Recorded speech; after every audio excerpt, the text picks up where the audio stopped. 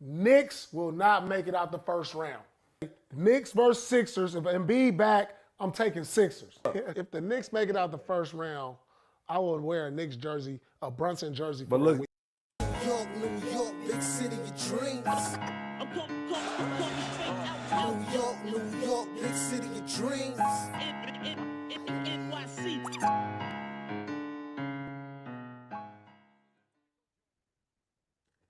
hold on. Wait a minute. Where's the music? The music is not playing around with me. Hold on a second.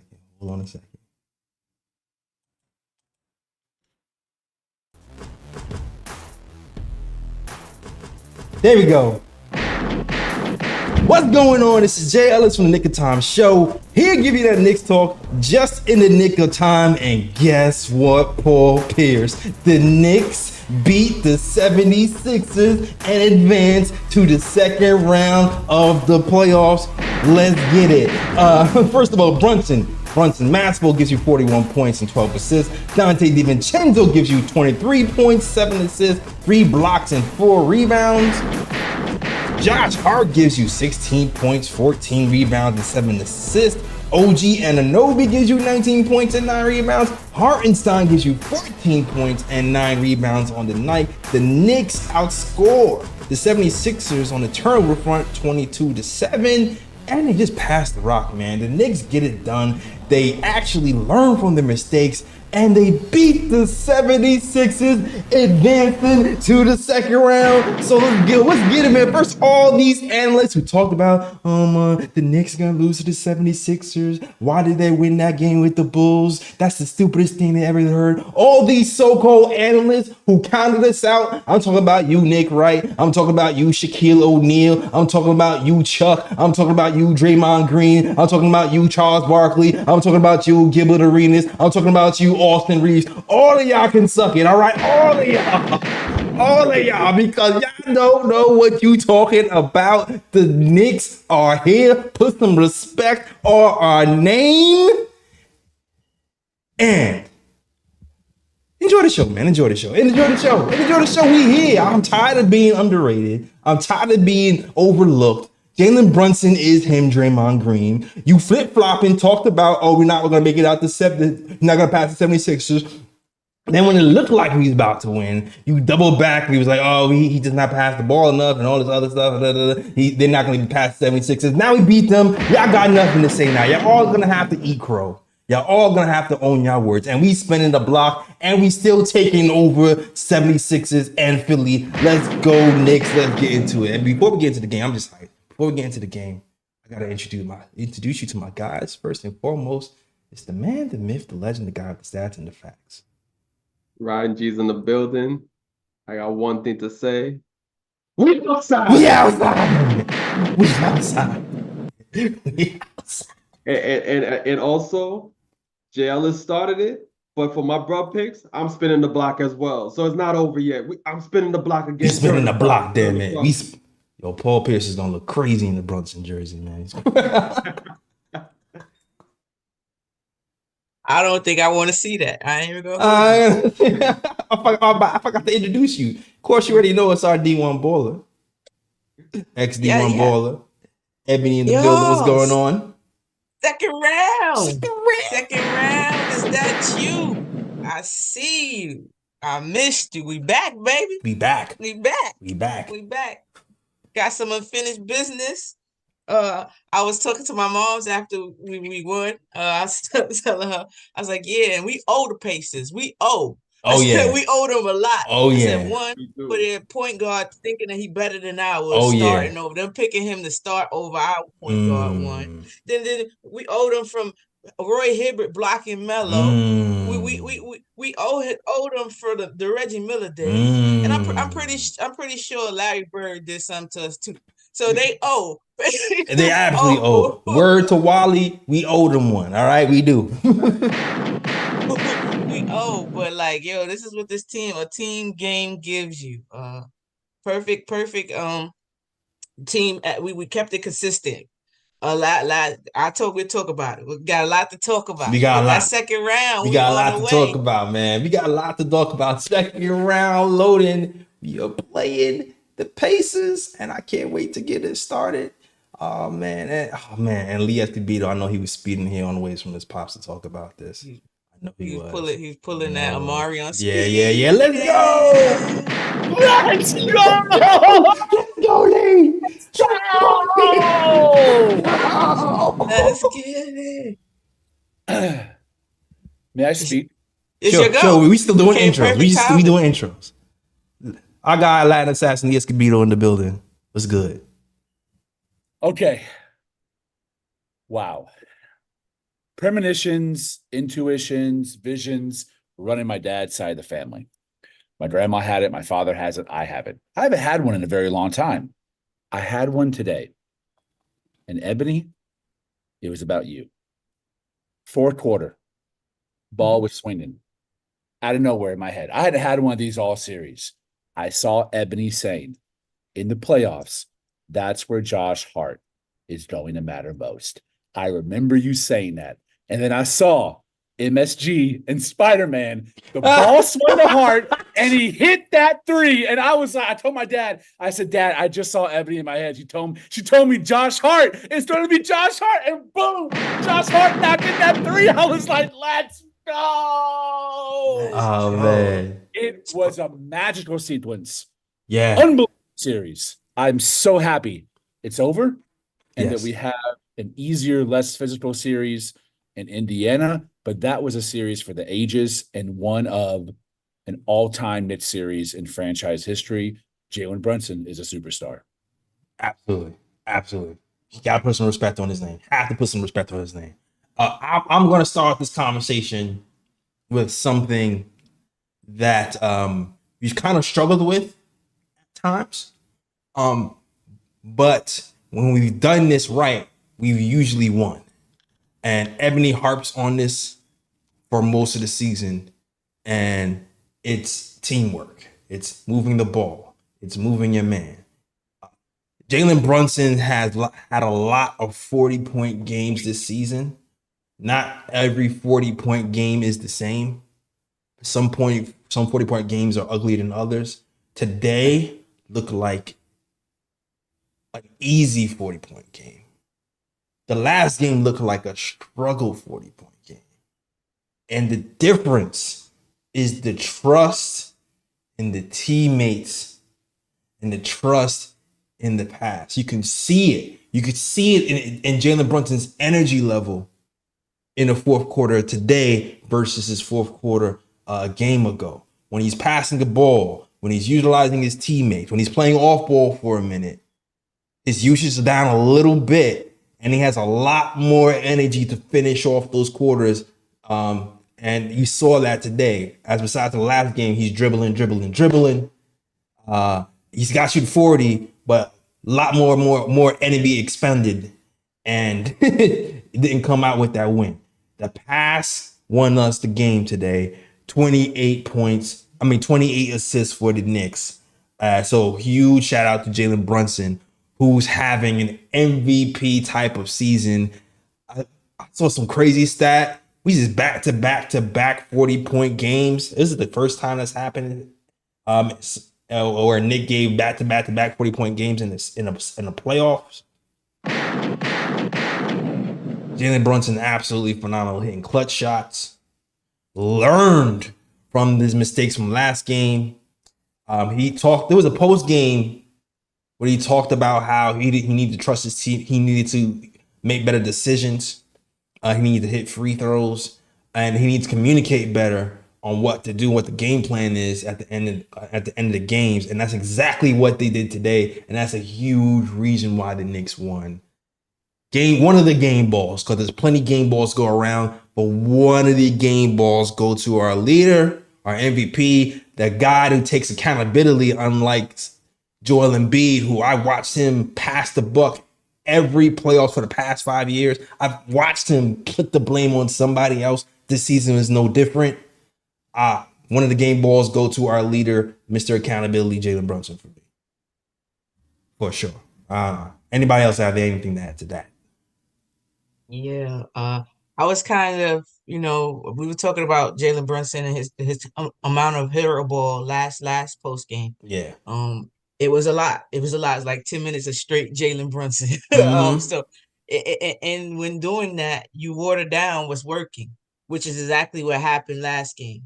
The 76ers adjusted and realized that every time he was trying to take Embiid, eventually Embiid adjusted. He started blocking. He caught a couple of blocks off Jaylen, got a steal off of him and everything.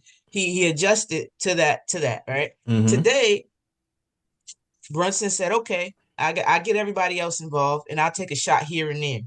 I'll get everybody else involved and then I make sure I'm relevant by taking a shot when they need me. Yeah. And then in the fourth quarter, when we needed him to really put on, it was an adjustment because now you got Dante. You had Dante doing what he was doing. You had Josh Hart chipping in and doing what he was doing. You had OG who was super aggressive. So in doing that, and he kept them in the game throughout the quarters. Exactly. Unlike icing I said he iced out his Robins last game. He didn't ice them out this time. He used them. He worked off of them the whole game. The whole game he did it. And then he did get a little tight, and it kind of reminded me of you go to what you know during pressure situations. Even Clyde had mentioned it during that period of time, like in the fourth quarter. He was like, Brunson needs to trust his teammates in these moments. And then, like, right after that, he said that really. That's when the whole play where he no hesitation, that same play that he's hesitated multiple times on. Today, there was no hesitation to get that ball to Josh Hart. Mm-hmm. And Josh Hart looked to give it to Dante. He didn't force it. Said, okay, They left him open. They said they dared him to take the shot. And he took the shot this time. He knocked it down. That's what he's that type. We got those type of players. The lights are not bright. They're not running away from any of the smoke or any of their responsibilities. So it's just like at any moment somebody can go off. And right now, yeah, we're struggling with we have a problem with some bench scoring. We barely got any, today or whatever. But it's that's one game. The bench Deuce has held it down majority of the time. He had a bad offensive game today. It happens. It definitely happens. I just love his adjustments, him taking accountability. I knew he was going to learn. That's how you learn. Mm-hmm. It's saying, it's my fault. So once you say it's my fault, you're going to want to not have to say that again. I agree. You're going to figure out how you cannot have to say that again. And that's what we see. He definitely is learning as we're going. And he did his thing. He definitely did his thing. He today. definitely did his thing, man. Trusting his teammates. Yeah. Ryan? That shot he took between all them people. I'm like, what the? How'd you get that off? Crazy. I've seen a lot of salty talk on Twitter about Nick Nurse. And yes, Nick Nurse has been very whiny. He's been very obnoxious. He's been very deferential with blame, but he's a very good coach. He's an excellent coach. I think he's probably going to be the best coach that we match up with in this Eastern Conference run. And breaking the glass and removing Buddy Hield was a very brilliant move. Buddy Hield, I believe, was the best three-point shooter in the NBA this season. If not number one, damn near number two. I don't think it was this season. I think it was like last 7 years. I don't think it was this season, though. I feel like he fell off this season, personally. I thought he was shooting 45% from three. Anyways, career, one of the best in the NBA. And to have him really throw a wrench in Tibbs's rotations, I don't think we were prepared for him, and we had to adjust because there hasn't been a lethal shooter like that on the floor for them. Yeah, but two relatively quiet, and Maxey not known as a 3-point shooter. It stretched our defense, and it made it hard for us to hedge after we have been on Embiid in double coverage. So the fact that second half, I told my dad, I was like, Tibbs got to show us why he is a defensive master in adjusting. And he did it. And Buddy Hield didn't have that same effect in the second half he did in the first. Still was incredible in his first playoff run. Yeah. But out of hand to Tibbs for putting Hart on him and really keeping the ball denial on him catching on the perimeter instead of trying to defend him once he catches it. Yeah. Was a really move. And going back to the fronting of Embiid with OG and iHart in the post as well was awesome ball denial as well. I thought Thibodeau's adjustments helped to win the game. And OG, man, we've been calling him soft. Well, some of us have. I have, and he proved that he absolutely is not. I think he learned that first half, didn't stuff twice, driving to the basket, and he went hard in the paint in the second half and really came through in the clutch when we need him the most, making that trade look like one of the best trades the Knicks have ever made. Two things before I know I ain't spoken in a minute. One adjustment I saw Tibbs make was he stopped doubling because we was getting paid. We got burned 4 times in a row from that same play. 2 passes, swing, corner 3, swing, corner 3. Tibbs is like, you know what? We just gonna let Embiid. this is an Ebony play. Ebony, we just gonna let Embiid go ham, single coverage, and that's it. So Tibbs just says, screw it, straight up single coverage for like a quarter and a half. Then I think like the third quarter when he put Hartenstein back in, which I was surprised at because I felt like Mitch did a really good job playing Embiid one-on-one. Got a couple of steals, deflections, really bothered him, wasn't fouling. But he put Hart in there in that fourth quarter. Maybe he was scared of Mitch, maybe. That's the only thing I could think of. But the doubles came from different places. Like the double came from the baseline instead of like the top. And I think it kind of messed up where Embiid usually throws his passes, and it kind of just threw it off a little bit. So shout out to Tibbs who made like an adjustment, at least on the rotation, on where the double's coming from, and B, I'm gonna just go single coverage until we talk about where the double's coming from. So shout out to Tibbs for that adjustment. Yeah, go ahead, Ryan. I know it's been a minute since you. Yeah, because I definitely got a few notes. So earlier, before the game played, I went on Twitter and I put 3 main keys to the game for the Knicks. And I was like, if the Knicks do these things, they're gonna win the game tonight in Philly. The first key I put was execute better in late game situations. The Knicks did that tonight.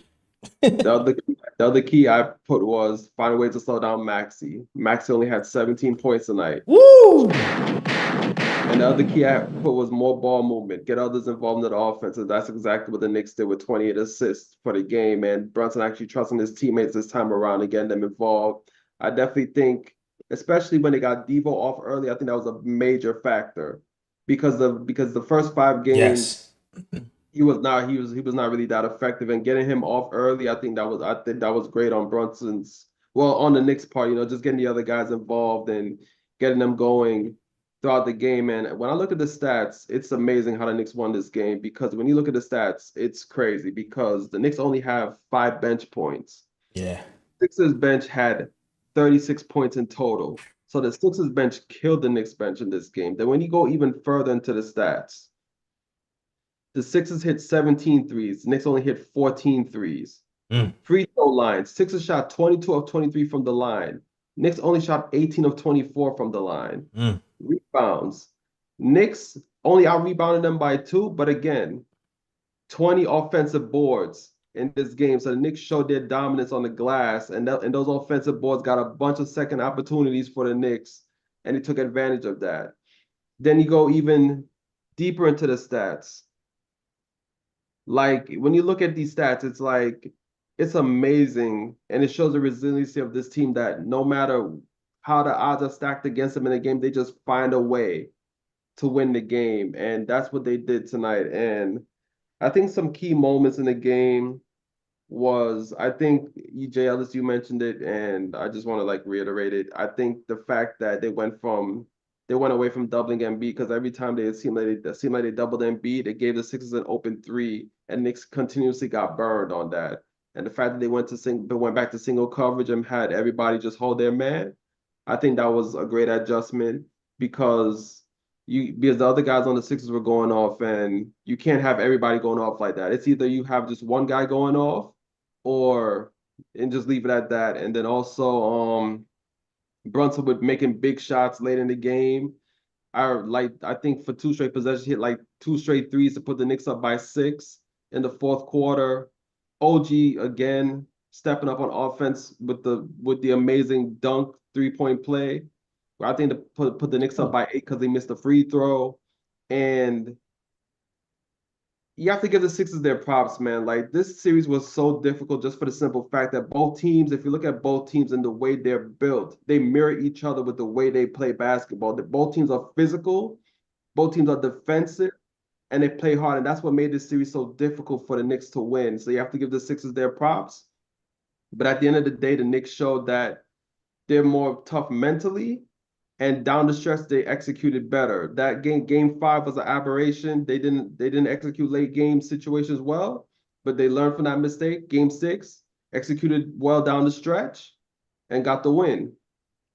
Tom Thibodeau's teams, especially this Knicks team since he took over, have always chosen to crash the boards opposed to leaking out on the offensive rebounding. Tibbs just hasn't had the roster to really maximize that. Leon Rose gave him the pieces to really make that one of the biggest weapons in the NBA. And the addition of Isaiah Hartenstein, that duo of him and Mitch, but also OG and especially Josh Hart, those being the guards being able to crash the boards as well. And then once it's kicked out for a second opportunity, we finally have the shooters. No more Nerlens Noel or Reggie Bullock bricking shots or Elfrid Payton or RJ Barrett. Now we got guys like Devo and OG who can hit those shots in the corners, and most importantly, Jaylen Brunson, who's a masterclass of all kinds of three-point shots and movement on the perimeter. Tibbs finally has the soldiers he needs to fully unleash his point of attack. I agree. Oh. Yeah, facts. The non-doubling, I was kind of upset about that last game, especially because Embiid didn't have such a big game. I didn't understand so many times Dante, Deuce, even Hart would double down or help down, especially when Mitch was there, because he was doing a great job one-on-one with him on last game anyway. So I didn't understand, especially if your man is Maxey. If your man is Maxey, you should not be going to help. And we did that a lot. We didn't do that so much today. So that was another adjustment we made.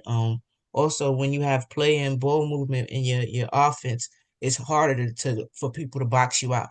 And you saw that in the first quarter. I think we had about like 9 offensive rebounds that first quarter. We did. So that's another thing that happens when you're moving. You don't have a target to the box out. You can get extra rebounds, and you know that kind of happened to us later in the game. Sometimes during the game with Philadelphia, I felt like a lot of their points they kept in the game by a lot of lucky broken plays. You know, offensive not finishing the defensive rebound, getting a defensive rebound, or somebody tips it out and it just magically goes to a 76 type stat, and then they hit a 3-pointer. You know, so that's a lot what happened today. I felt that if we did what we did, we'll be okay. You know, that the ball kept moving. Us not doubling Embiid was big because that's how they were getting the majority of their shots. That's how Tobias ate last game. And he was trying to Batum was trying to eat this game from that. You know, he started as the out hot hitting shots. You know, it seemed like they were willing to let Oubre shoot though. Like if anybody, they wanted him to be the one that shot. Exactly. I just like the adjustments we had made. Definitely. No. It was the Dante. I noticed that last game also he had a terrible offensive game, but he had a good defensive game. When he was on Maxey, he did very well. So I'm like, okay, let's not have Hart on Maxey anymore because every time he was on Maxey, he got smoked. So Tibbs watching film starts Devo right from the start. He was on Maxey right from the jump. It was no Hart first. It was Dante. This is your assignment. I don't even think he had a terrible offensive game. Like he had, it was 44% from the field. Oh no. Yeah, today he had a great game. Oh, okay, my previous game. Oh yeah, so he didn't have a good offensive game last game, but you know, he had a good defensive game. So I was like, all right, he's gonna be okay. Maybe we have him in there when Deuce is not in there, you know, on Maxey. And then on top of that, he came in with no hesitation. That's another adjustment he made. It was no overthinking with Dante today. It was straight basketball play. I get the ball, I got space, I shoot. No thinking about it, no nothing, no taking another dribble into Embiid. They punished him for dropping. They punished him a lot. And that's something I thought we would do more during this series. Because he just automatically dropped to the paint. But Dante definitely punished him with that today. I agree.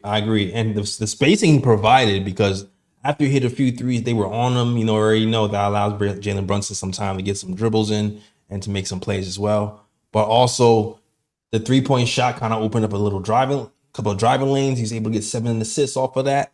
So all around, Dante has just been masterful. He's actually played Maxey well during the regular season defensively. We didn't use him all series defensively for like large chunks of time, only spot time.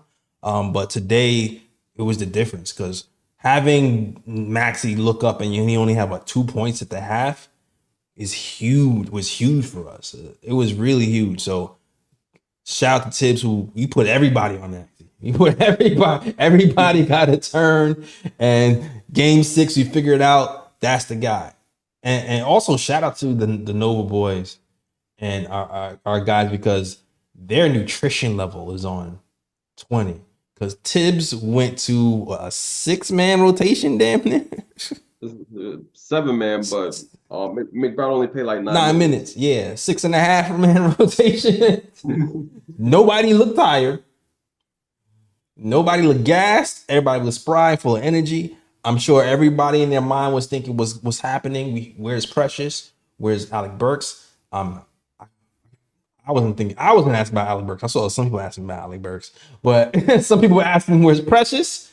Precious never got off the bench, and it didn't matter today. If he lost, sure enough, you would have heard fire Tibbs and all this other stuff. They would have acted Tibbs' sure. head. Sure. But we won that game, so all that got to go right back in the bag because the Knicks are going to the second round, baby. Let's go. Also, OG Anunoby, man. I know you guys talked about OG Anunoby before and about his non-softness. I just appreciate the emotion that he's been showing, because this man has been Kawhi Leonard light with the robotic facial expressions all season long. They beep, beep, bop, boop, beep. Exactly. This is like that robot dog. He's been the robot facial expressions all season long. Game 6 playoffs. Oh, he's cursing. He's pumping his hands up in the air. He has all the emotion. I like this. I like this OG Anunoby. Exactly. Locking up people. So shout out to OG. That mid-range game was on display today. Hit a couple of threes. The steals were there. The defense is always going to be there. When you're looking at who has the highest plus minus of the game, who but OG Anunoby +8, and gave you a little bit over his average. Got 19 points today. Shot 17 field goal attempts. So when you're looking at the field goal attempts as well, you know, some people want to shoot more. He had like the 3rd most field goal attempts on the game, which is admirable. Which is, you know, it's good, which is something that we need more of. So shout out to OG Anunoby. And also, I just like the way Jaylen Brunson managed the game too as well. Do you want to add anything to that before I just go ahead and switch subjects completely? I'm sorry. Yeah, OG was huge this game. His aggression all throughout the game, looking to not just settle, looking to create his own shots and points too. During that run, he was huge. There was 2 back-to-back threes. One of them tied, gave us the lead kind of vibes, and in between there was a steal and a block. I think he had like a help defensive block on Maxey. They had a mismatch with Mitch, and Mitch put him to the, drove him to the baseline, and OG was waiting. So yeah, he was huge. OG was definitely huge on both ends. He made his imprint on both ends. That dunk on Embiid, Yes. That made my night. Oh my God. That made my night, especially since that's like the second one of the series. So that's like the second poster he got on Embiid. I love it. So yeah, OG trying to make his mark, getting more comfortable in his role. You see he can get aggressive. Yeah. So that's good to know. That's good to see. He can't get aggressive. He can't call his number for sure. Yeah, facts. I'm just gonna add 2 cents on OG Anunoby. Of course, with Randall out, the Knicks are definitely going to need other players to step up, and he's one of those players besides Josh Hart, who I think in this series really stepped up to the plate to provide the extra offense for the Knicks. And the way he played both sides of the ball all series is just admirable, and it shows the impact that he can make on a playoff team and how he is important to the team in the playoffs. And, it's definitely a major trade that Leon Rose pulled off. in January to bring him to the squad because he's definitely paid major dividends and he's going to be needed in the next round. So, everyone pretty much said everything about OG, so I really don't have much else to add. But I just wanted to reiterate his importance to the squad and what he's brought to this team since he's gotten there. I love that OG gives you whatever you need. He's kind of like Josh Hart in that way. You need rebounds, he'll give you 14, like he did in game 3. If you need points, he'll shoot 16 or 17 times, like he did tonight for 19 points, hit 2 of 5 from 3. He kind of molds into whatever Tibs needs of him offensively. And defensively, he may be the most consistent motor. Definitely of a starting 5. Him and Deuce, it's pretty close. I mean, and Mitch. We'd have so many dogs in this team. Man, shoot, and Josh Hart and DiVincenzo, like all those guys have amazing motors. What's great about OG is I think he's a player that has killed us so many times in the past. I think about that 2013 Indiana Pacers series going up against Paul George and how he was able to do a little bit of everything: guard Melo, shoot threes, do some playmaking at the nail, and that's what OG can do. OG again is above average in every single facet of a game, and he's elite defensively. And those rotations where he had him and Mitch and Josh Hart at the same time, I don't fear anyone when those 3 are out there sharing the floor. And that is an incredible luxury to have. And if you think about what we gave up and what we got back to him and Precious, to me, it's another notch on why Leon Rose deserves Executive of the Year. And Josh Hart, man, I know Ryan G brought this up before. Josh Hart's gameplay, to me, is like the big swing skill here for us, because he was so bad last year versus Miami. Like on the offensive end, he was very tentative on the offensive end. And him alone killed us offensively because he was just scared to shoot. He was able to load up on Brunson and we couldn't go anywhere. The fact that Josh Hart can be relied on to hit threes in big moments. He had 2 games where he hit 4 threes. Today he hit 3 threes. And then he had, the games I feel like the games he lost were the games he didn't hit threes. I feel like the games he lost, I feel like every time he lost, Josh Hart didn't hit threes that game. I know everybody points to rebounding. The games we lost also coincide with us being beat on the boards. And when we got beat on the boards, usually by like 2, which is kind of crazy. And we won by 2 today. We got 2 more boards today. But Josh Hart threes are big for us because he just gives you everything else you could possibly ask for: the defense, the rebounding, the one-man fast break off the rebounds as well, the passing, because he had 7 assists. So that swing skill, if he can stay aggressive and keep shooting those open threes, we should keep rolling for sure.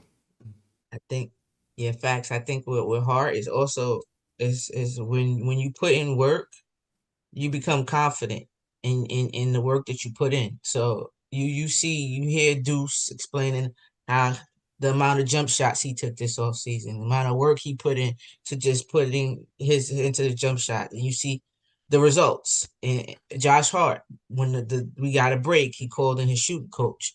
They did what they did, whatever they had to do, fix whatever they fixed, and that just gives you extra confidence that you're working on that. So gives you the confidence to not hesitate and have the backbone to take shots like that. I was big on saying that maybe he bit off more than he can chew. We went to the playoffs for the first time last year. He went to the Olympics, moved farther. When does he really have time to better his game? From that period of time to the season. Right. So that break we got was big for everybody, and I had mentioned that too. It's going to be big for everybody. You could, whatever it is, retool, get some rest, whatever kinks you had in the prior round, you could adjust to it, do whatever, fix it, find ways to fix it. And once you put in that work, it's no hesitation. No hesitation. There was no hesitation really with Josh. He looked to give it to the better shooter. The better shooter was not open. He's like, all right, I'm gonna do this myself. Absolutely. So big kudos to Josh Hart. One of the game balls go to Josh Hart. Team ball today. Everybody contributed today. OG, Isaiah, Dante, Jaylen, Mitch.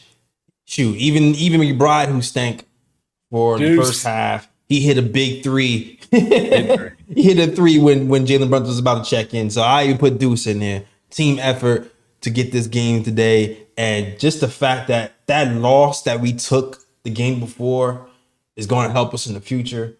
We're going to execute better in tight situations in the future because of that game, and we just tightened the screws on how we went about business, and we just did it correctly. We hit our free throws except for one, Jaylen Brunson. Still got to clean that up. I still saw you. Clean that up. We hit our free throws. Please clean that up. Yes, please. Please. I think OG missed one too, wasn't it? Or was it? Yeah. OG, yeah. They gotta clean that up. But like 19 Common said, we are battle tested. These other teams ducked the smoke.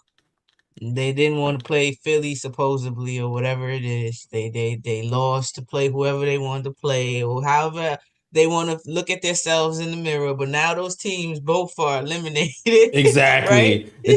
The teams who ducked the smoke got eliminated. And guess what? Don't mess with the basketball guys. You play the game the right way, which is whoever's in front of you, you play. Exactly. About it. Except when Indoor hit that shot and then got higher seeding. Never mind. That's it. Yeah.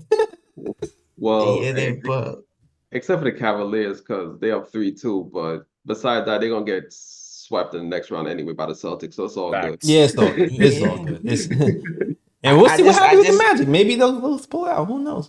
Yeah, we played against the dirty. We played against the dirty team, with two superstars, 2 stars, MVP caliber player. Who does that in the first round? We played against a former MVP. Both dirty teams have been eliminated in the first round. Thank you, basketball guys. Bye. Appreciate you. I want to add, Philadelphia is not a real 7th seed. They're a top 3 seeded team. If Embiid would have been healthy, they would have been seeded way higher than they were. Mm-hmm. This is the reigning MVP in Joel Embiid, and I'll tell you what, man, Tyrese Maxey is close to superstar level. I'm not ready to put him there yet based on one round, but he has all the tools to rise to a whole nother level in his game. And those two, with Nick Nurse as a championship level coach, this was the best 7th seed maybe of all time. They were great defense, very well coached. Everyone knew their role. A bunch of vets that were hungry, great 3-point shooters. They're a well-spaced team too. We took advantage of their weaknesses, which are the minutes where Embiid sit. I mean, that backup center, Paul Reed, was a bum. Yeah. And we blasted his ass back to the bench. That baby, my bruh pick, Lee. He my bruh pick. My man Mitch got one block a game on it. Exactly all that ish, and he smacked in the face. So I want to give Philly their flowers. They're a very, very, very good team, very well coached team, which makes the Knicks look even better in beating them. Yeah, and I think people forget that this season when Embiid was playing, the Sixers were 32-8. So people have to put that in perspective as well. This team was nearly unbeatable when they had Embiid playing, and the fact that the Knicks faced them in the first round and took them out. Honestly, I don't even this didn't even feel like a first round series. Honestly, this felt like the damn Eastern Conference Finals, the way that these teams battled each other. And I think for the Knicks to have that kind of series in the first round, it just shows how battle tested they are, and it should bode well going forward for the Knicks in this playoffs. Mm-hmm. And I also want to remind you guys that we are also missing an all NBA player who averages 24, 9 assists and 9 rebounds and 5 assists in Big Julius Randle. We were also missing that guy. That guy, of course. So everybody's like, oh, if Embiid was fully healthy, then y'all wouldn't have a chance. Well, we had Randle here, and we were rolling with Randle here. We beat that team by 30. I don't want you guys to forget. With our full team, with Julius Randle, I don't think we had Mitch that game. No, we didn't have Mitch. No, we didn't. And Julius only had 8 points. Yeah. We beat that team by 30. So I don't want you guys to forget that. And as good as we are now, we can still be a whole other stratosphere when Randle comes back next season. I'm just saying. Yeah. and I don't know, I know the Sixers. I'm excited about this Pacers matchup. It's a lot of storylines. It's a lot of get back. The Pacers really haven't played us at a even close to where we at now. We're still not healthy, but they have not played us like this either. Either. This is going to be a good matchup, and again, people are going to get exposed. I think our physicality makes teams look different, makes players look different. And I don't see them having enough to match up with us. Yeah. Like physicality wise, they have another center who wants to stay outside and shoot. And you pair him along with Obi Toppin, who wants to leak out somewhere and shoot. Where they rebounds coming. Yeah. Well, yo, I feel like with the Pacers though, I feel like we're going to have to open up our rotation a little bit. Like, I don't think we're going to have a choice, because the one thing I will say about the Pacers is they move the ball so much that I just know the games that we played them in that fourth quarter, we usually look fatigued because of how hard we have to rotate to keep up with their passing. So for us, we playing six guys versus the Pacers, I don't think it's gonna cut it. Yeah, I think the Pacers, they play Milwaukee, who's not a defensive minded team, right? Mm-hmm. You're not shaking in your boots when you think of that team right now. So what does the Pacers look like in the playoffs against a defensive minded team? Nah, I When agree. we're going to shrink that court. I think we're going to surprise folks. I think we play the tougher series, to be honest. Nah, I'm not saying I'm picking the Knicks to win. No, I know you're picking the Knicks. I'm just Yeah, saying. I know that. I We've been definitely know going. you ain't saying nothing other than that. But We played 6.5 deep today. We might have to go 7, 8. they might. But with the Pacers and the type of lineup they have, that might be a precious type of matchup. Yeah, exactly. It might just be a precious type of game, and that allows. And who knows? Alec Burke, I give him flat. I call his situation desperation. So when we're desperate, we might use him. But Mm-hmm. even with Alec Burke, I heard that he's hurt. So maybe that's coming to why we are not playing him right now. Because Yeah. he's not 100%, and it's a shoulder. We need you to shoot. You're not going to do anything else. You know what Yeah. I'm saying? You're not doing anything else. We need you to score, though. We do. We could use your scoring, but maybe because he's not 100%, Tibbs just like, all right, might as Yeah, well it's just not just serious. It's not just yeah. serious. It's not. Yeah. I have no fear of Indiana. I think we win in 5, and it might even be a sweep. And I'll tell you why I'm a little bit cocky on this one is because I saw our rebounding rate against Joel Embiid, who's a beast. And the one thing Tobias Harris is decent at is rebounding. And we dominated the boards on them. Even when Nick Nurse trying different schemes and trying to box out and lead out for offensive boards, it still wasn't enough. And even playing Embiid almost a damn near game wasn't enough. And Indiana has a very weak rebounder at center in Miles Turner. Now, he's a Dallas, Texas boy, so I'm not going to talk too much smack about him. But I talk smack his about biggest, him. most glaring weakness Boo, Miles, boo. his weakness is rebounding. And we all know what kind of rebounder Obi Toppin is as well. There's not very much rebounding with the guard position either in Indiana. So I think we're going to smack the everlasting daylights out of them at every position in terms of offensive boards and second chance points. And we're going to destroy them in points in the paint. They're one of the worst defense and rebounding teams in the entire NBA and have been ever since Rick Carlisle took over. So I think that's where we're going to dominate. They don't have a big man to post and get us in foul trouble. I think Mitch and Ihart will be able to share minutes and stay out of fouls, and we dominate. I don't have any worries. Yeah. I'll say this. I just have agree. my 2 cents right quick. Like I said earlier, what made this series so difficult for Knicks against the Sixers is because I said both teams mirror each other in style of play. So when you have two teams that are tough-minded, defensive, going at each other, it's going to be a slugfest. Like no team is going to really run away with a game and things of that nature. It's going to come down to the last few minutes, who executes better and things of that nature. Now against the Pacers, it's teams with contrasting styles. Knicks like to play physical. Knicks like to play defensive. Knicks slow the game down. They play in the half court and things of that nature. Pacers like to run up and down the court. They like to run the score up on opponents. So basically, the win of this series is going to depend on who imposes their will more on the others. And the thing with the Pacers is the Pacers has never seen the Knicks as constructed, like we said earlier. The times they faced the Knicks was one time late in December when the Knicks just made the OG trade.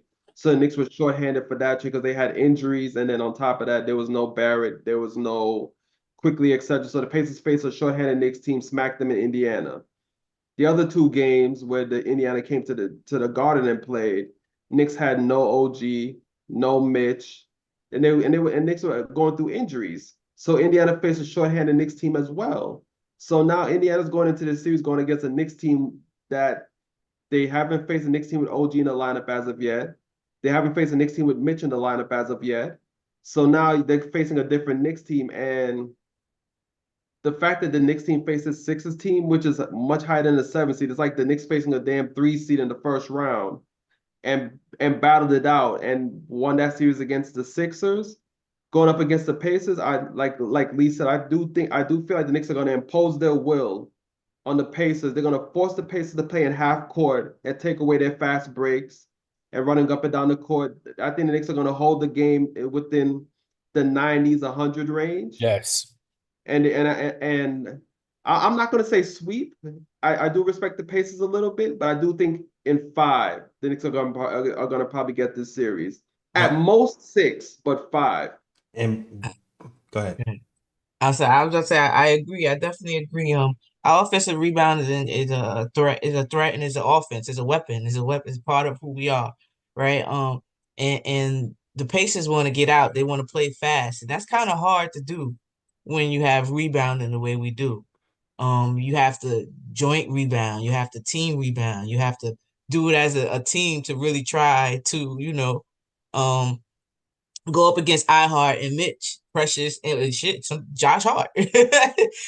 So I think that we be able to stump it. It's just us not turning the ball over, and they're not a big defensive team.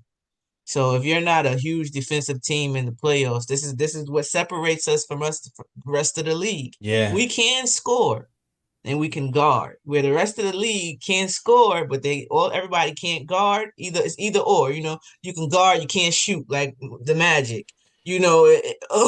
Or you can shoot and you can't guard. We can do both very well, and we do the little things very well. The rebounding, the blocking, in passing lanes. In the intangibles, exactly. Yes. So, and then we have a lot of people who don't need the ball to impact the game. I don't even know who the heck the Pacers backup center is. And it's looking Isaiah Jackson, but Isaiah Jackson. So Isaiah Jackson and Mitch lineup. I know Mitch does very well against Miles Turner.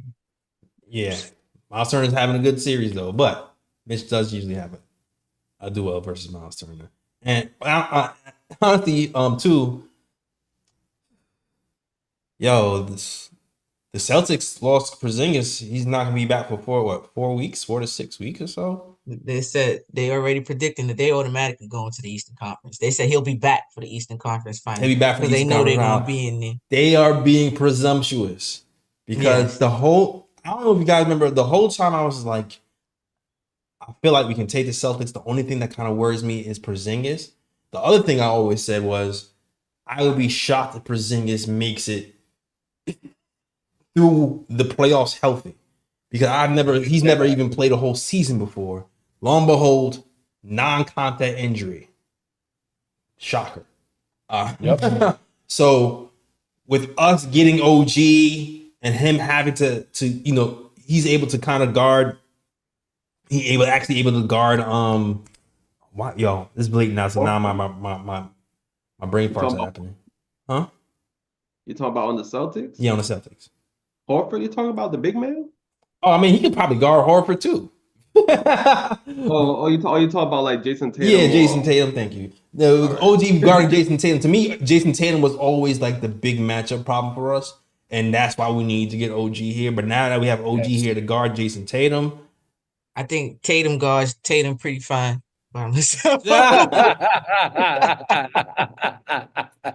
Got him. Like, I definitely do. That baby got it's about to be allegations on him Yeah, soon. we might have to put on Derek White. I don't know. Oh, Derek White But been killing. I don't know. Tatum hasn't been the yeah, problem. It's been Derek White. he was definitely killing that Heat series. Mm-hmm. that's the But type. That's the type that get that will try to go off against us, right? mm-hmm. Derek White type of player. But Mm-hmm. Exactly. But I think I we match up versus the Celtics really well. I yeah. think I think this could be a season where we piss off a lot of experts because Yep. they're going to pick us against they're going to pick us against the Pacers. They're going to. And so be prepared for them to pick us against the Pacers and then be upset when we beat them. And then they're definitely going to pick us against. They're definitely going to pick the Celtics against the Knicks. And I don't think they realize how good we match up with those guys, especially with our Porzingis. I think both matchups is going to be a rude awakening for the experts, and we're going to be spinning the block a lot. Yeah, Joshua Rivera, tongue tie. Chat in the chat said that Barkley already picked the Pacers to him. I already know. I didn't have to. That's crazy. Shocker. I did not even have to watch that program. I didn't even watch the program. I did not have to watch the program to know that Barkley was going to pick the Pacers. Yeah. Even though they called us, they called us the second best team in the East, but they had us losing to the 76ers and now losing to the Pacers. I told you, instead of giving our credit, like real credit and when it's due, they rather look stupid instead. Like it's a trend. It's just a trend now. They rather just look and sound as dumb and goofy as they could possibly sound. Like that's just them. And it was I think I told you about the Bucks fan asking us to beat the Pacers because they were so arrogant. If they bring the arrogance and piss off our player, that only fuels it. Angry Brunson is my favorite Brunson. I got him out rocking the shirt. You don't want to make me mad. You don't want to see me when I'm mad. Don't. I got the Hulk. Don't do it. The Hulk vibe. Don't do it. Yeah. So Don't we welcome that. We can play physical. Or do it. we can talk. We can do the trash talk things. Piss them off. That's exactly what we need. Just play right into our hands. Let's get to it, man. Let's get to it. All right. Salute to the chat, man. Salute to the chat. Shout out to all you guys who are up late at 1 a.m. talking Knicks basketball after we get to the second round versus the See, it's mad tired. Now I'm getting sleepy. I'm forgetting people's names and stuff. Versus the 76ers. Shout out to 19 Common. Shout out to Picks for Timmy, Gregory Lee, Salak Barry, S. Parker, Isaiah Ramos. Who else? And Joshua Rivera, Marsha L. Everybody rocking with the KOT show. If you like that show, hit that like and subscribe. We go live after every game talking Knicks basketball, and we here today talking more Knicks basketball after a huge win, beating the 76ers in Philly, man. And y'all, shout out to the Knicks fans, because y'all went so crazy that the 76ers, the owners had to buy 2,000 tickets to try to drown us out. And, we still heard some Knicks fans there. I still heard some dudes. I still heard some MVP chants. So, I mean, y'all bought the 2,000. Y'all bought the tickets, but didn't help y'all win. But nope. I guess good job supporting those first responders, I guess. But why did it take to this game for you to do it? Lame energy. You should have been rocking with the first responders. Facts. Lame-os. It's optics. It's just optics. Dolan gotta buy us tickets next time, Dolan. You gotta buy. Gotta buy us tickets and give it to New York first responders and then pay for the boat ride or the bus ride. All right. All right, let's get to it. It's time for that show. It's time for that part of the show. Bruh picks, man. Bruh picks are usually the worst plays of the game. Sometimes it's not this game. Sometimes it could be any game. And sometimes it could just be something stupid, something dumb, something idiotic. Like analysts saying that they're going to pick the 76ers to win over the Knicks. Bruh. Or Gilbert Arenas. Or Paul Pierce. You know the drill. Bruh. Let's get to it, man. Bruh picks. Already know. Yeah, it's time for me to spin the block. It's It's time for me to spin the block. Let's go. Let's go. Slow ride. Headlights out. It's dark. Load the clip up. We spinning the block. Exactly. Drive-by time. Let's It's get about it. to be a drive-by shooting. Yeah. Let's go. First and foremost, Shaq and Chuck, tonight, before the game 6, you were like, the Sixers are going to blow out the Knicks. Guaranteed. Well, guaranteed to hold this L. Bro. That's number one.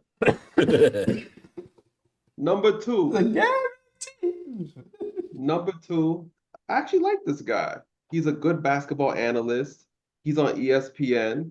He breaks down the game really well. But I have to give a bruh to Tim Legler as well. I know he's a Sixers fan. I know he was rooting for his Sixers. But again, he also said it was going to be a game 7 at MSG.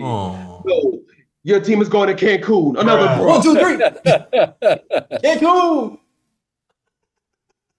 Again, Don't you wish you stayed away from the Knicks? Don't you wish you stayed away from the Knicks? Exactly. Another bro. Again, this is another person I like. Andrea Carter. I feel like she's a great analyst on ESPN. I like her. I like when she's on First Take, giving her analysis on basketball games. But she also said that there's going to be a game 7 at MSG. No, they're in Cancun, bro. A lot of wrong. Another bruh goes to, well, he gets daily bros on this show, Paul Pierce, because he was another guy who's been against the Knicks all season, saying that the Knicks are not going to get out of the first round, and saying that if the Knicks get out of the first round, he's going to wear a Jaylen Brunson jersey. Well, get yourself a Jaylen Brunson jersey because you're going to be wearing it all week, bruh. So sad. And then this bruh pick, this one breaks my heart because I love my Knicks family. We ride together. We cheer together. We share, when the Knicks let us down, we share that breaking things of that nature. Yeah, we share moments. Exactly. We share moments. And I love my Knicks family. But some of y'all are soft as hell because after game 5, I saw a bunch of y'all in the chat talking about getting that Tibs, saying how Tibs should have did this, Tibs should have did that. Basically getting on Tibs when the Knicks were up 3-1. They lost again. They were still up 3-2. Nick Nurse is a great coach, but outclassing him for most of the series. But no, one game you turn on him, and again, Josh Hart, I understand he misses a free throw. I understand he made an error, but no, y'all turn on him too when he's been playing good all damn series. Okay, y'all turn on Mitch as well. Mitch, okay, he made a mistake. He fouled Maxey on the 3-point play. Again, Mitch was playing good all series, but no, one game, y'all turn on him as well. And what does this Knicks team do? They win game 6. And I was telling y'all from the get-go, I was like, yo, you cannot turn on this team for making a mistake when they had the game and they still have the advantage in the damn series. It's not over yet, but a lot of y'all was acting like it was over. And that's why after the post game for game 5, I told y'all asked to get some damn rest because I'm like, yo, y'all walling for no damn reason. The Knicks still got this, and what they do?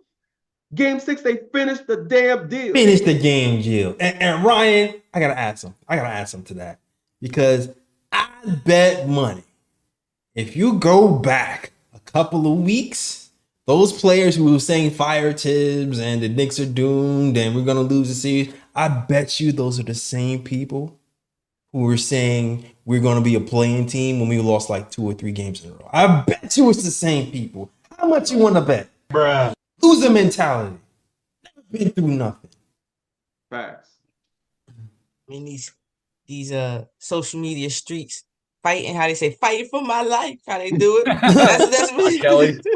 Because, I always have the pick that people try to come at, or take that people try to come at, maybe because they don't just understand or whatever it is. And one of the things that I always say, I never said fire Tibs. I said trade though. But I used to come in and tell them all the time about this team. We're not a playing team. We're far from a playing team. And that's when we had the kids still. Mm-hmm. You know, you understand? That's just even before we even made the trades and things of that nature.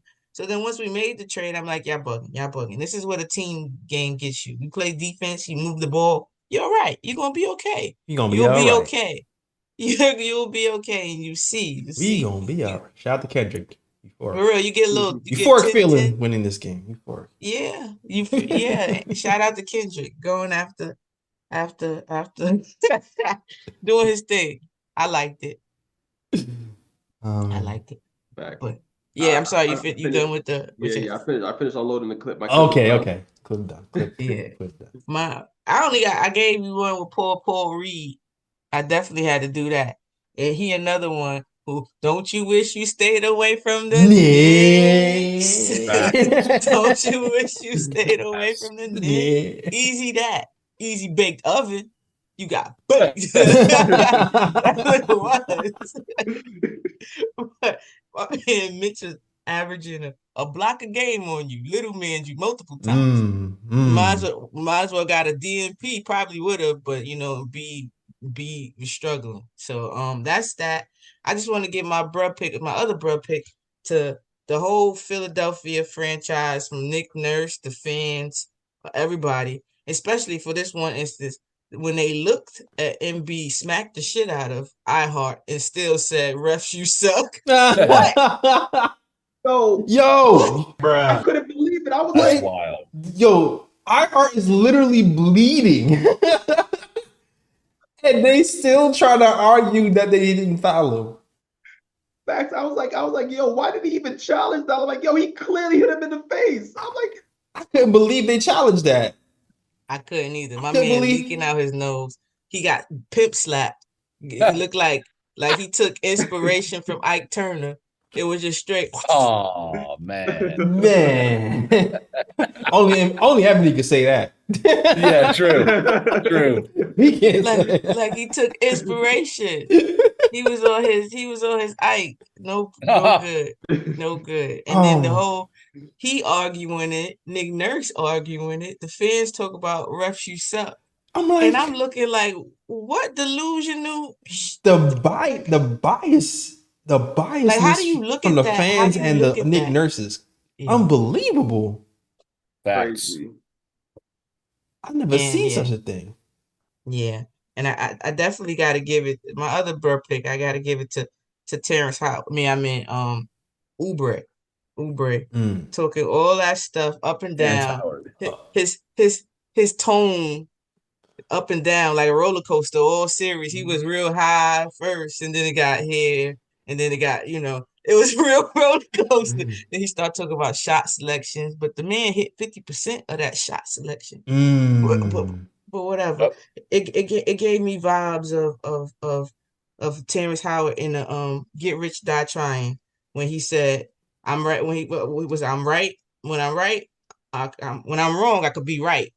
Remember that? Well, here goes. When I'm right, I'm right. But when I'm wrong, I could have been right.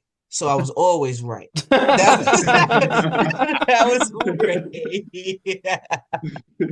So just to give Oubre that for talking so much trash and then changing the tune multiple times. Yeah, depending on the win. Yeah, if they won, he's talking all this smack. If they lost, gotta take the half off them. It's like, oh, okay, all right. And it's funny because he called our organization out for giving out tickets to celebrities. Organization was giving out tickets to everybody. Dumbass. For real. It's like, yeah, the Knicks are giving out, the Knicks might be giving out tickets to celebrities, but I mean, you can't question the heart of the fans in the damn stands. I mean, I'd be damned if another team comes to Madison Square Garden and their fans, a lot of the Knicks fans. That's a fact. MSG, you know what I mean? That's a fact. That was great. It's not our fault that Meek Mill is the only Philadelphia celebrity. Damn. No.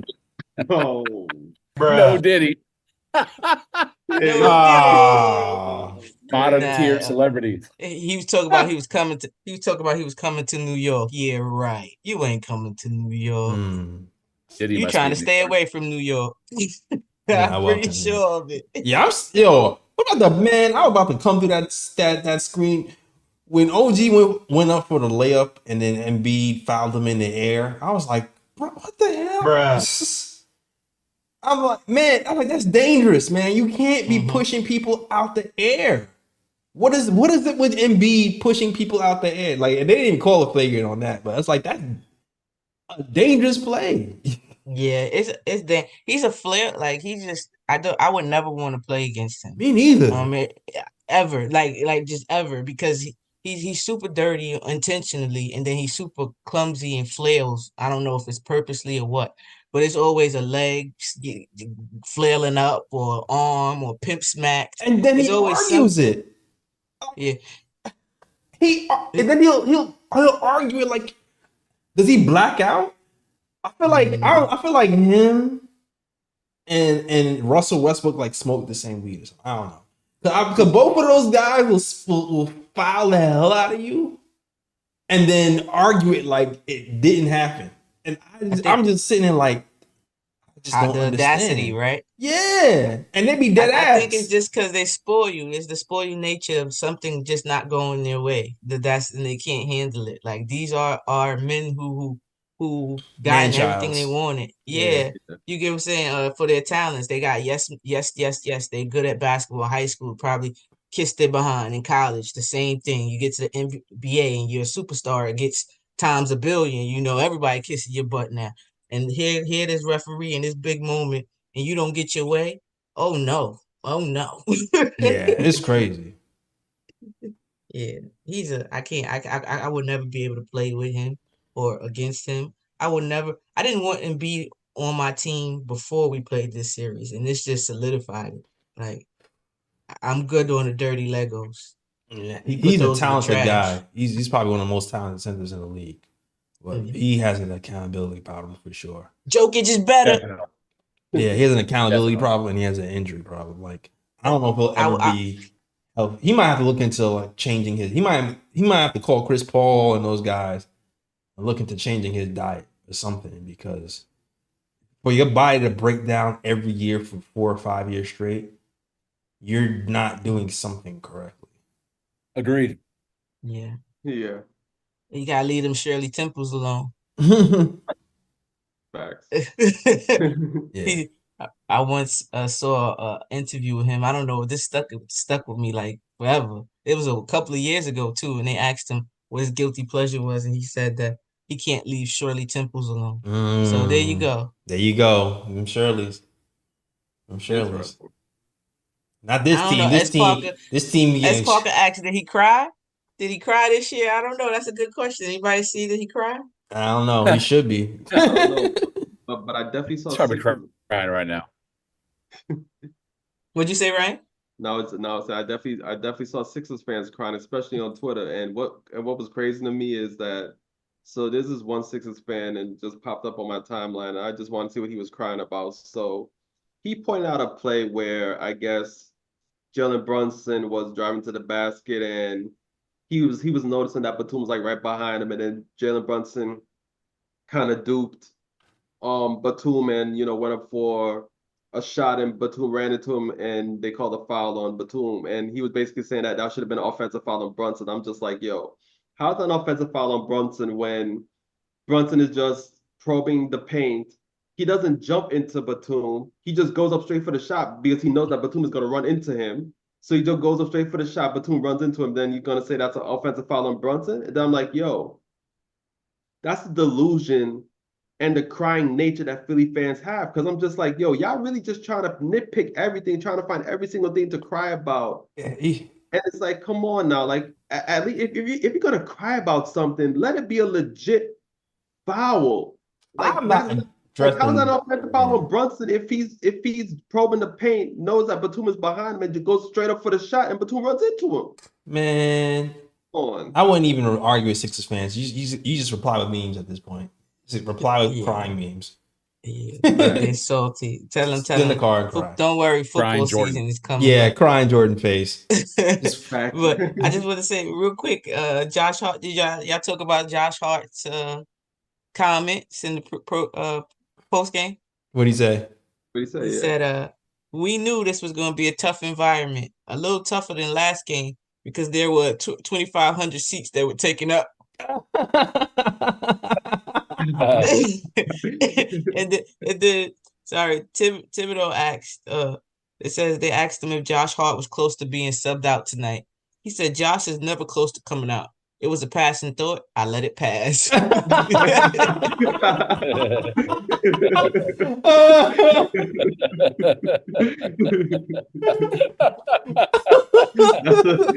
funny, yo.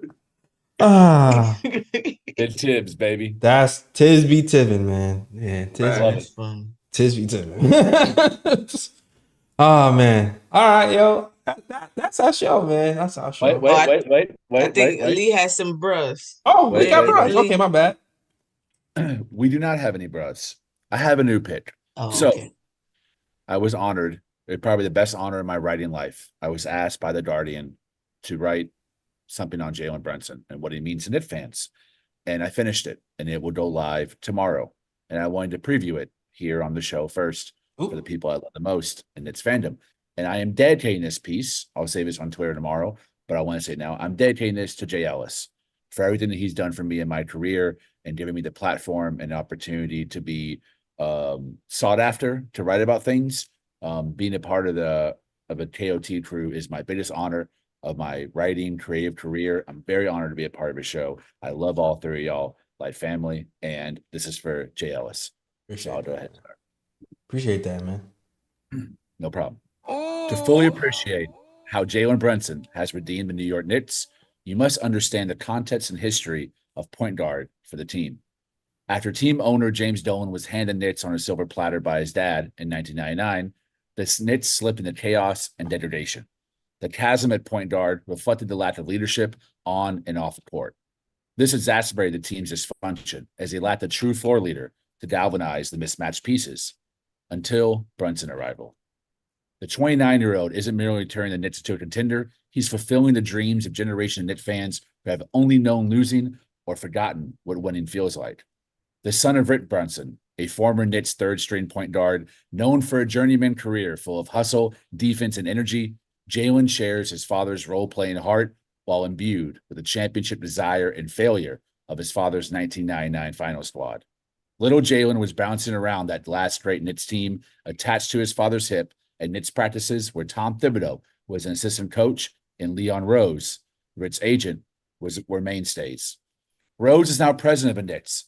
Thibodeau is the team's head coach and Jaylen Brunson their star. The trio are uniquely positioned to continue the mission of that 1999 team, a group of lovable dudes who played for each other and their take-no-shit coach. Brunson has three men in his corner, his father, Rose, and Tibs, who can provide unique points of view of the Knicks' recent failures and further back their glory days. No Knicks player since 1999 has had that luxury of history and context. Tibs is a taskmaster, but he also has instilled discipline in a franchise that is too often descending to chaos.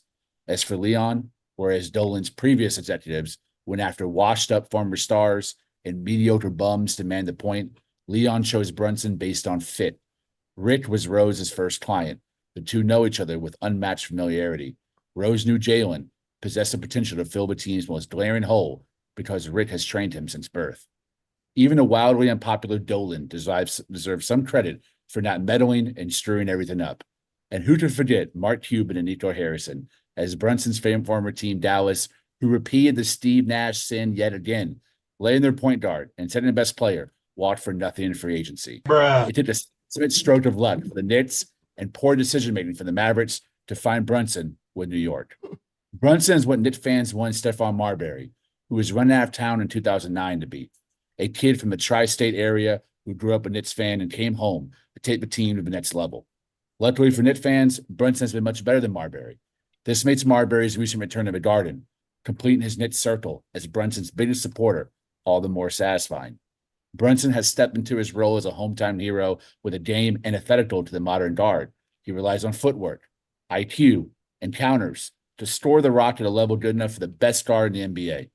After losing his teammate and fellow All-Star Randall for the season, Brunson has taken on an even bigger role on offense while increasing his assists to make his teammates better. He's already set the franchise playoff scoring record with 47 points in Game 4. which gave New York a 3-1 lead.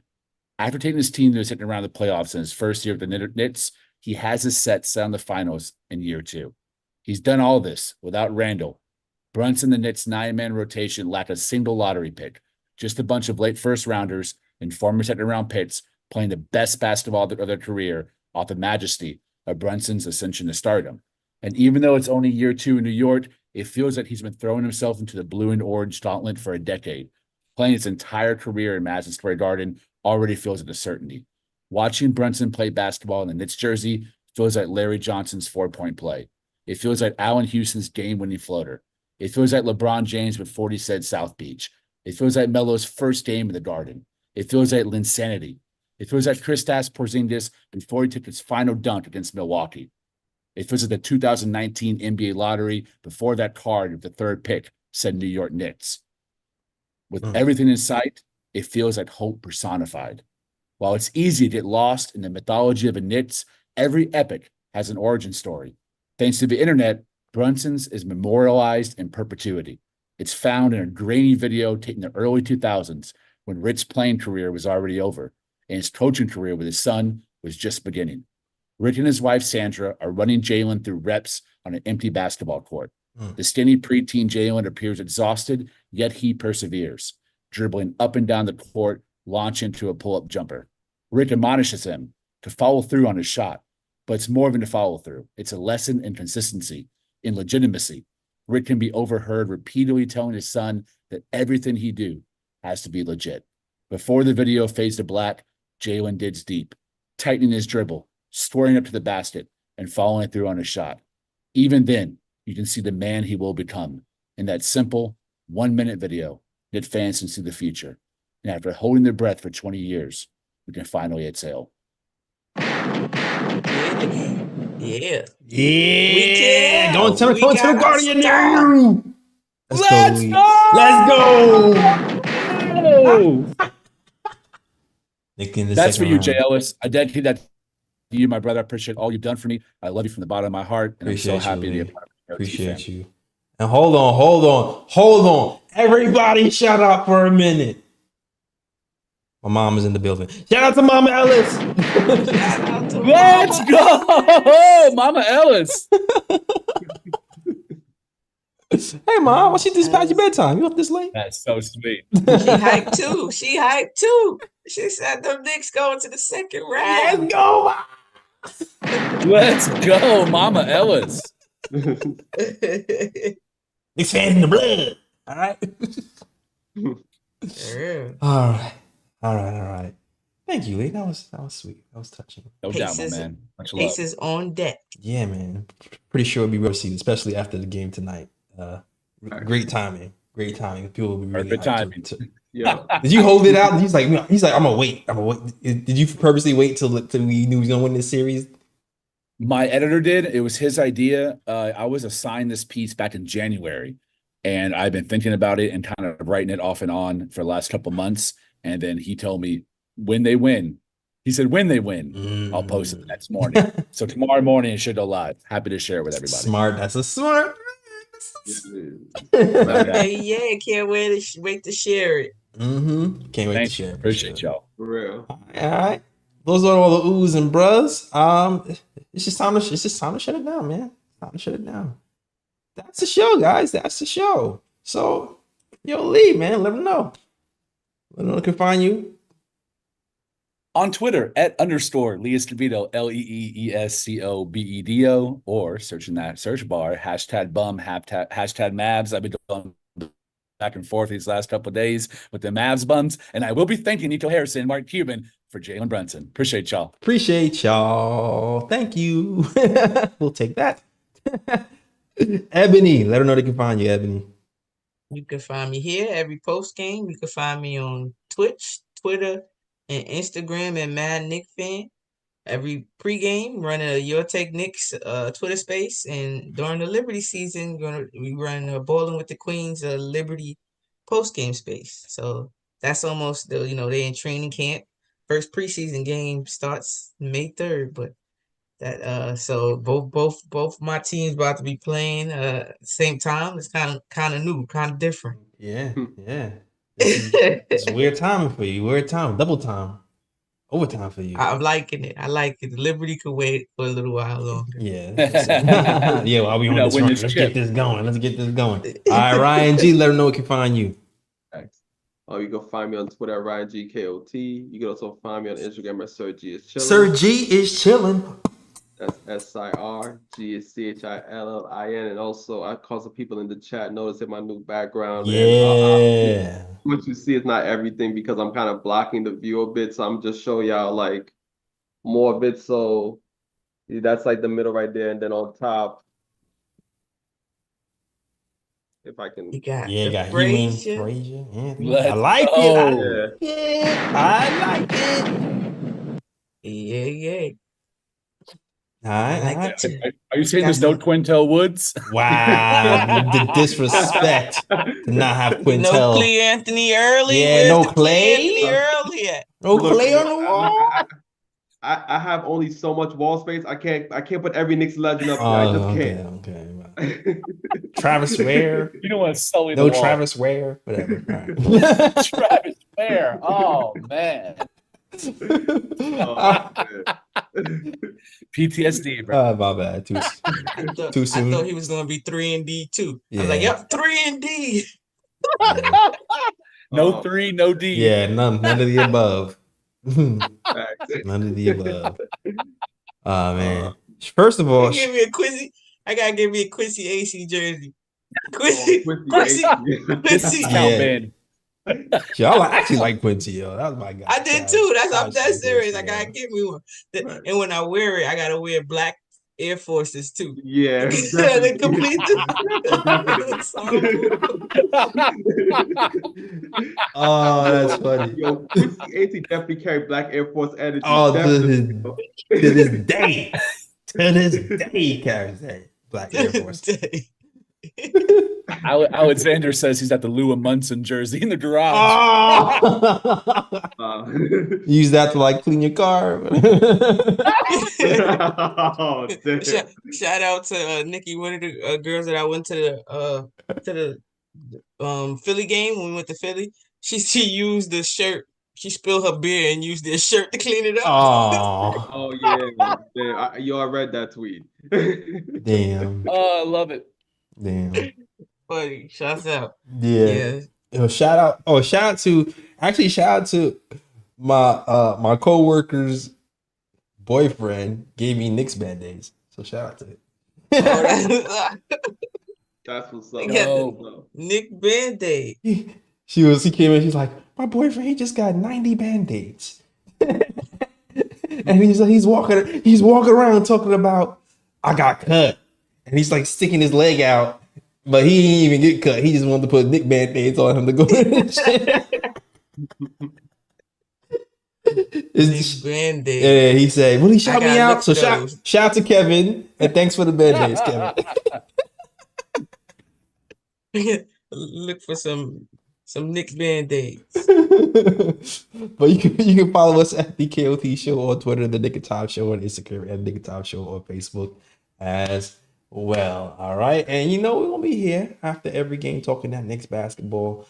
And so, you just come here, like, subscribe, and donate as well. If you want any super chats, if you want to, Cash App or PayPal, all that stuff's in the description. It helps support the channel. We'll appreciate you guys. And if you don't want to do that and you want to find another way to support the channel, just share, hit like, subscribe, and share. And that'll be great for us. All right. So cool. Thank you guys for all the support. All right. That is the show. Thank you guys for watching. And we going to the second round. Yes, sir. Yeah, man. That's the show. That is the show. And as always, shout out the worldwide west. Everywhere we go, we leave a worldwide mess. It's a mess out here in these Knicks YouTube streets. It's a mess in Philadelphia right now because they crying over there right now. Let's go. That's the show. We out of here. Peace. New York, big city of dreams. New York, big city of dreams.